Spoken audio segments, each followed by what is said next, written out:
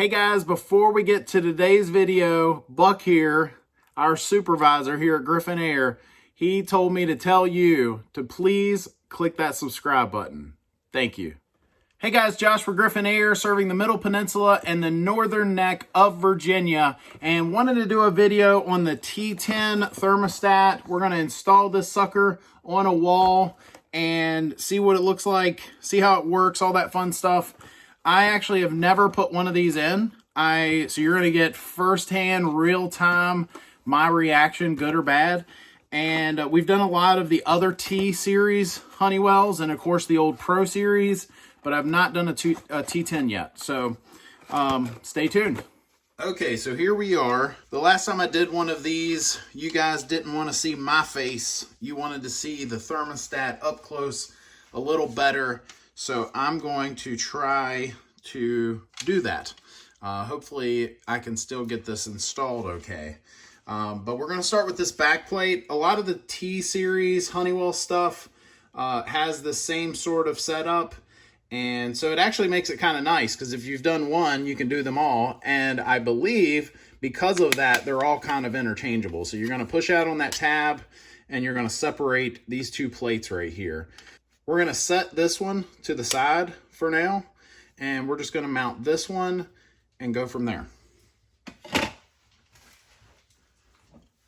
So you're going to push your wires through here, and we're going to go through the complete setup here. So if you are, wondering something with the setup or whatever, hopefully I can help you with that. I'm not going to get too crazy specific.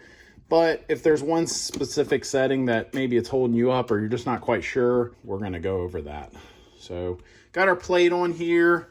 I love that the screws are the same distance, same dimensions as the old Honeywell that I had on the wall here. So that's kind of cool. And so, just like with the T series, we don't have any screws. As far as connecting the low voltage stuff, we've got these push pins. So we're gonna get the wires up in here like so. Make sure you kill power if you're doing this, by the way. You will regret it if you don't. I don't care how good you are, it never fails. I'll have a technician working with me and they think they're good enough. They try to replace a thermostat, and darn if they don't get one of the hot wires shorted out to ground or common, and now you got a blown transformer, or at the very least a blown fuse. So these things are pretty cut and dry here, and a lot of the Honeywell setups, you got two R's. One is for your heating and one is for your cooling. And so you'll want to follow the instructions on that if you are doing something to where you have two separate systems or something like that. For the most case, you're going to use both of them and you're going to leave all that the way it is. So with these wires, you literally just push them up into the hole. And if you saw, that tab went down. And what I like to do is I like to pull up on the tab a little bit. I think it makes the wire a little more snug. It grabs the wire a little bit better and all that good stuff. Next, we are going to connect the common. And the interesting thing about this setup, whoever came up with this, is, when they have these tabs, a lot of these thermostats can sense which one of these tabs are depressed. And, a lot of times it helps you with the programming. The thermostat will know what kind of setup you have, what kind of system you have, sometimes just based off of that, which wires are depressed. If the Y isn't compressed, then it knows that there's no outdoor unit compressor that they need to engage. You got some sort of other, whatever. All right, and orange goes under OB regardless of what brand you have. If you have a Rheem, Rude, Ameristar, Bosch, I think then maybe the new Oxbox units, I'm not sure about them, but I believe the other four brands, you're going to be programming this for B to engage in heating, And just about every other brand on the planet, you're going to be engaging this as O to engage in cooling. So hopefully that helps if you have a question on that. But pushing in on the green and everything's nice and snug. So there that is. And then you've got this little door here, hinged. You close it. So very clean looking type of installation. All the T-Series have switched to this type of setup, and you know, it's got its good and bad, I guess. Finally, if you remember this, I call them escutcheon plates. It's the plumber in me, I guess, and it's just the plate that goes on the outside, and it simply just pops on here. You just get one side, pop the other, and there you go. The thing that's great about this is if you had, say, a rectangular thermostat before, this plate's going to help you cover more of that wall. You know, I can't tell you how many times that, especially if we go with a smaller thermostat, you'll see where the paint lines stopped. Whoever painted the wall, they stopped at the thermostat, and now that you've put up a different type of thermostat, it doesn't cover the same footprint. So, this gray looking escutcheon is different than at least the T4s and T6s. They have more of a cream or a white looking escutcheon. So not sure, honestly, I'm not sure if I like that, but now here's one thing with this cover plate. When the thermostat came, it actually already has this escutcheon on it. It's a lot smaller. I've seen other videos where they've used that. And I've seen a couple other videos where they've used this, but they never show you how to swap it. It's actually fairly easy. If you take just a little fine screwdriver, you can actually wedge it between this gray escutcheon and the white part here, and then just kind of wedge it up, and you'll feel it kind of let go. Okay, so I just wanted to show you that. Nobody had gone over that, at least in any of the videos I've seen. So once you've done that, you'll be able to just pop the thermostat on the wall, and that's how it looks. So again, you actually don't need this big one. You can use the one that comes in the box that's clicked to it. But personally, I like the bigger one a little better. It covers a little more space and all that good stuff. Okay. I am going to turn on power.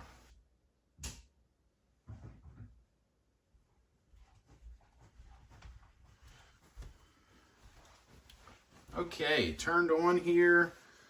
Welcome. Let's set up your new thermostat. English. Bedroom, living space, other. I guess we're going to say living space.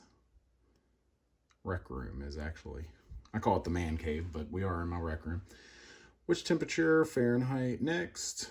RedLINK devices. Would you like to add any RedLINK indoor air sensors for T9, T10? This one, again, it did come. If you saw my other video of me unboxing this guy, it did come with a sensor. I'm not going to mess with that right now, but you would just hit add device and follow the instructions.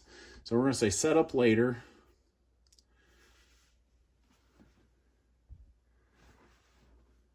And a lot of these questions are self-explanatory, like setting up your Wi-Fi and such, time and date and all that fun stuff.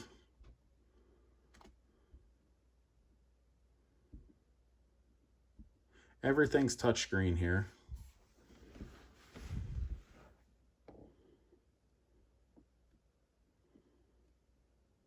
And I don't really care about any of this, so done. Okay. So now we are here.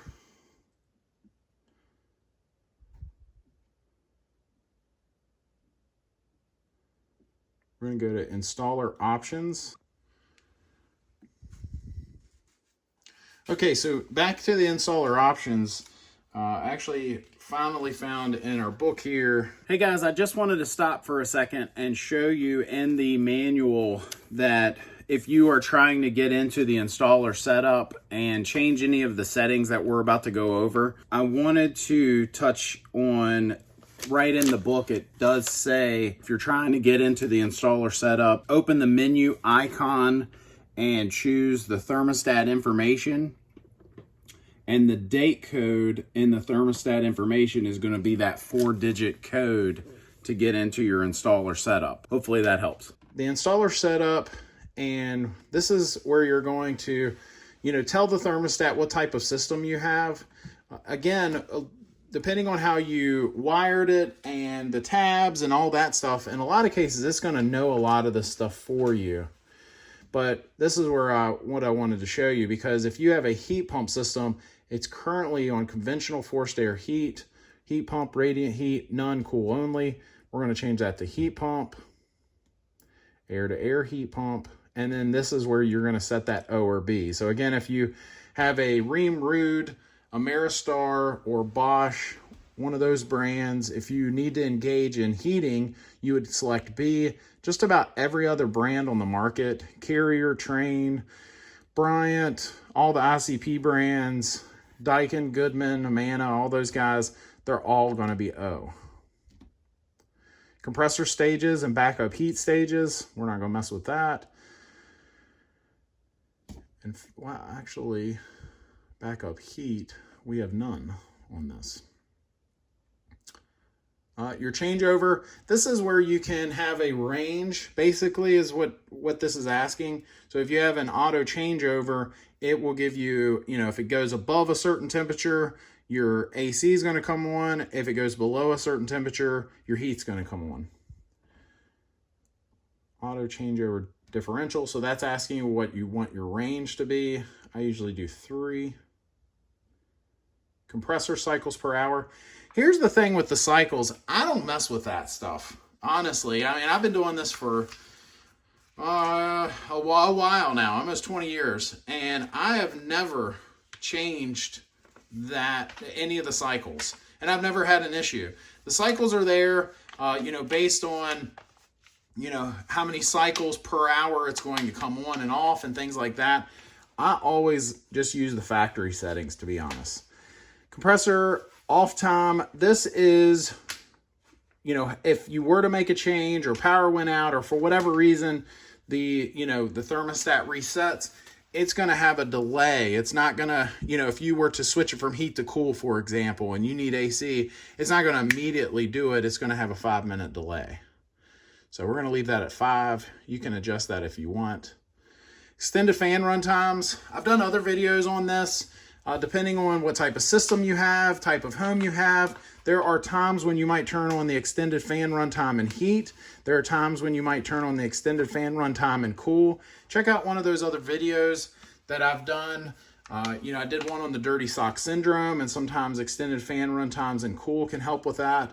I did another, I'm not sure if I did a video on the heat, but we actually had a customer a couple years ago that we had to turn that on because of the heat strip overload switch was getting too hot. So we turned that on, took care of that. Adaptive intelligent recovery, no, yes. I always leave that on yes. Your minimum set points and cool set points. So I normally do 60 as my minimum. I can't imagine too many residential situations where you're going to want to go below that. And you might actually cause issues if one of your kids were to actually turn it down lower than that. So I normally set that at 60. Keypad lockout unlocked. That's up to you. Normally I leave it unlocked for most residential situations, but years ago, we had a college dorm where the kids kept messing with stuff, and so they asked us to fully lock that. What sensors are wired to your system? Again, this is, this thermostat came with a sensor. We're not going to mess with that right now. What type of filtration system do you have? If you're not sure on this, you definitely probably want to find out.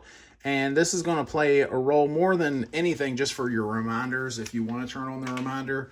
To get, services or change your filters, things like that. Number of filters, 1. And then this is that reminder I was telling you about. Same goes for your humidifier and your reminder for that.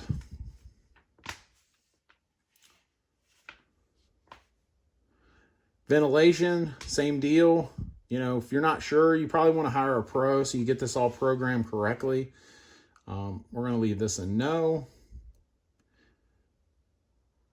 And finally, your UVs. So if you had a UV light in here, it's going to have a, if you were to turn that to 1 or whatever, it would have a reminder for that. Clock format, we're going to stay with 12. Daylight savings time, I always leave that on. And this is an interesting feature. So sometimes thermostats will have what they call offsets. And basically what that is, you know, some of you guys watching this, or some of you guys that, you know, you've had a customer that it falls in this category, but they're watching their own little digital thermometer or something like that, and they think that something's wrong with the thermostat.